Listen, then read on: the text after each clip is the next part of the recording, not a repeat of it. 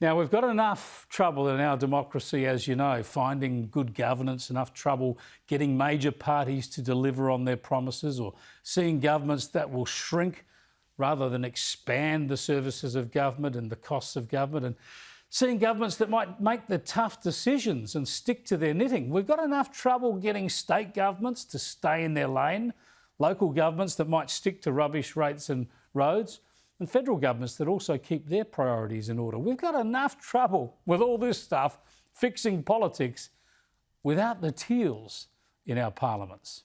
But they are there, the Teals. They are a symptom of poor governance, in my view. They are a symptom of broken politics, not a solution. They promote silly and illogical policies that they'll never have any responsibility for implementing. They are all power and no responsibility. The Teals are really a protest movement. People who don't like politics or don't understand it or just want to concentrate on their own hobby horses, well, they vote Teal. And they get themselves a nice woman MP, because they're all women, who talks a lot on the ABC about doing nice things like making politics better and saving the planet and stuff.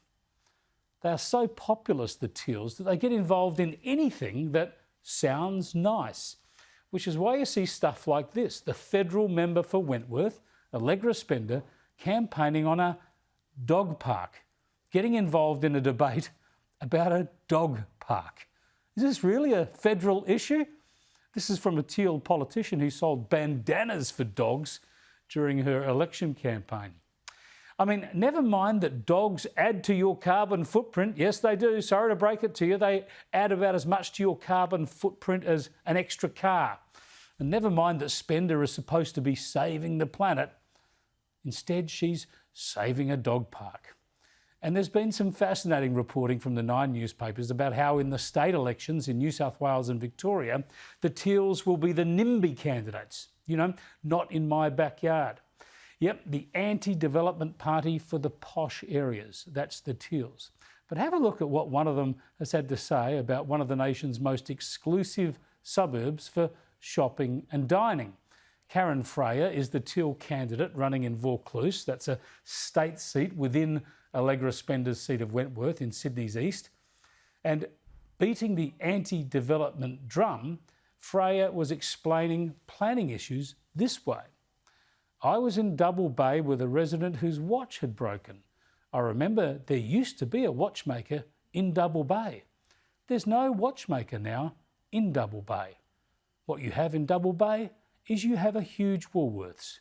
We don't want Double Bay to become one huge Woolworths. Really? She's lamenting the lack of watchmakers in a suburb where most people wear Cartier.